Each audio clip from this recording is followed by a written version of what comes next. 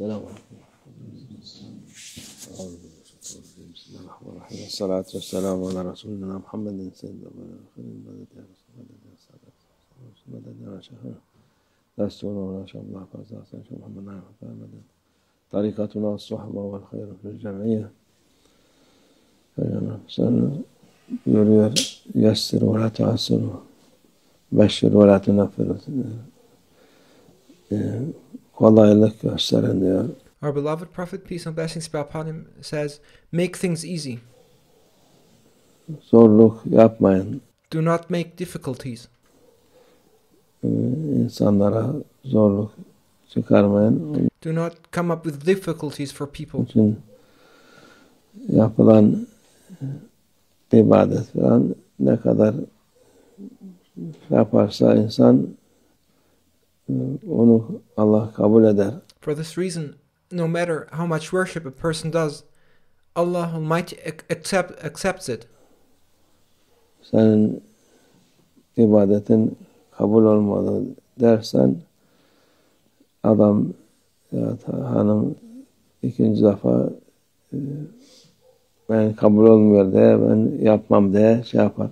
If you tell someone your worship was not accepted, that man or woman will not do it a second time. Halbuki Allah Azze ve Celle insanın ibadeti Allah rızası olduktan sonra kabul olur.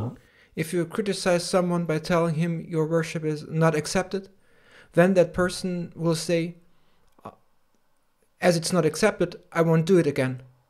However, you must know that Allah Almighty accepts a person's worship as long as that person does it for the sake of Allah Almighty. Onun kabul olması için yani bir mani yoktur. There is no obstacle for something not being accepted, and you are in no position in telling people that their worship is not accepted. Allah Azze ve Celle Peygamberimizin mübarek lisanıyla buyuruyor, kolaylık olsun. Allah Almighty says through the blessed tongue of our beloved Prophet, peace and blessings be upon him, let there be ease. Kolaylık yapın, insanlara zorluk çıkarmayın. Make things easier for people. Don't make things difficult.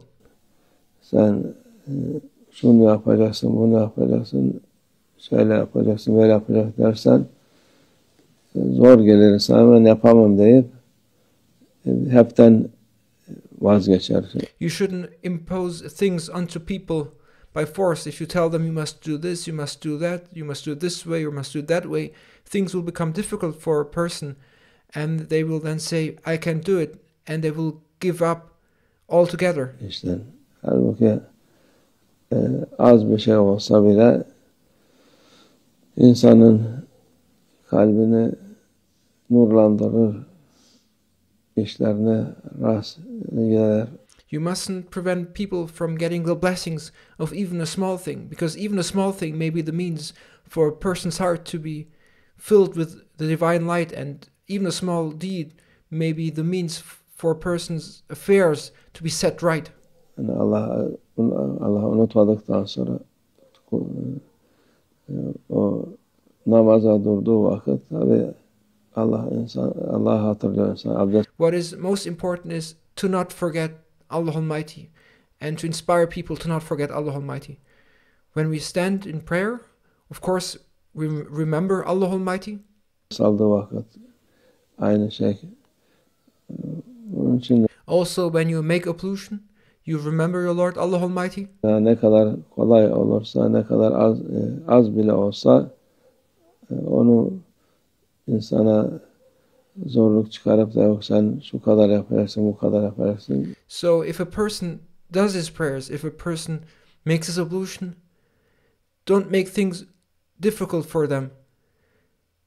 Even what they do is little, that is okay for them. You should not make things difficult for them by telling them, no, you're doing it the wrong way, you should do it, you should do this much, you should do that much, you should do this and you should do that. Don't make things difficult for them.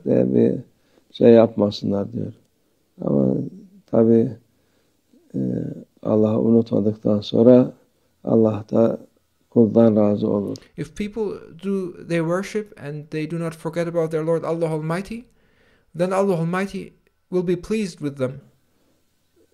Beşru müjde verin diyor. You should give them glad tidings. Sen bunu yaptın. Allah Azze ve Celle senden memnun. Peygamber memnun. When people do things for the sake of Allah Almighty, give them glad tidings, and give them glad tidings for the goodness they did, and tell them Allah Almighty is pleased with you. The Prophet, peace be upon him, is pleased with you. Zaten bu çoğu insan kabul olmadı diye vesvese yapar. Because besides you telling them their deeds are not accepted, there are many people who are inclined to suffer from whisperings, and it is people themselves who constantly tell themselves, in fact, that their deeds are not accepted, and they suffer from these types of whisperings. Acaba oldu mu olmadı mı? And people are constantly unsure about whether what they did was accepted or not. Abdestini saatlerce alır. For example, they want to take an ablution, but then they are unsure whether they did it correctly or not, and then they retake their ablution for hours. Giderse namaza duracağı vakit acaba niyet aldım mı? Or when they stand for prayer, they start doubting whether they did things correctly, and they even ask, did I even make the intention correctly, and so on. Zikir yapacağı vakit, ders yapacağı vakit acaba rabıtayı düzgün yaptım mı? Or when they do their dhikr or their daily work, they will question what they do, and they will ask, did I perform the rabita correctly? Rabıta, o zorluk yok. Don't make things difficult, especially when it comes to rabita. There's no difficulty in rabita.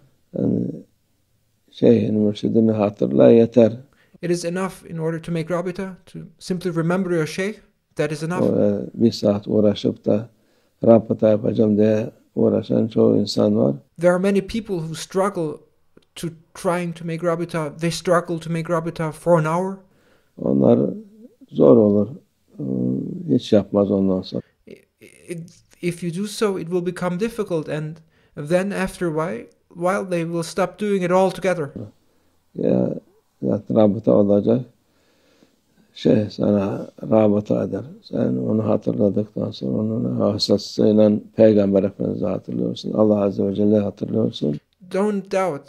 The Shaykh will make the connection. It's enough in order to make rabita, to remember your Shaykh, and then that connection will be established through your Shaykh. Because after you remember your Shaykh, through him you will remember the Prophet, peace and blessings be upon him. You will remember Allah Almighty. Onlar hepsi sana kolaylıktır. And these things should not be things which are difficult for you. It should be easy for you to just simply remember your Shaykh and remember the Prophet, peace be upon him, and to remember Allah Almighty.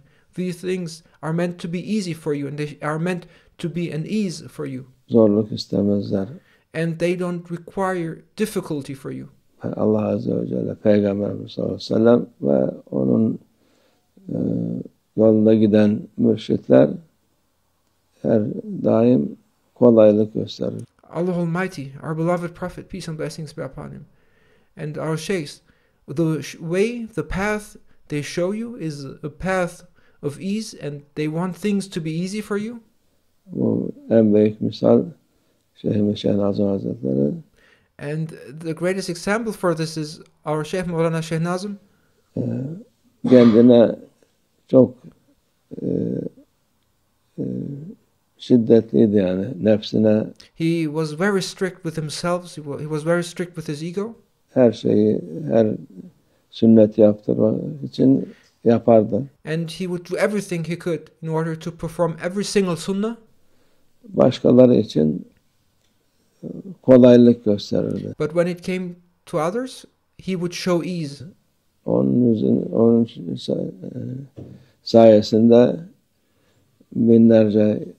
on binlerce insan sıfırdan başlayıp en güzel vaziyete yetiştiler. And because of him and because of him showing ease to people, thousands, tens of thousands of people, they started from zero, but they reached the best of spiritual states. Allah makamlara âli etsin. May Allah Almighty elevate the station of Mawlana Sheikh Nazim. Allah insanlara güzellik, hidayet versin. May Allah Almighty grant people goodness and guidance, inshallah. İnşallah. Ve min Tevfik. El Fatiha.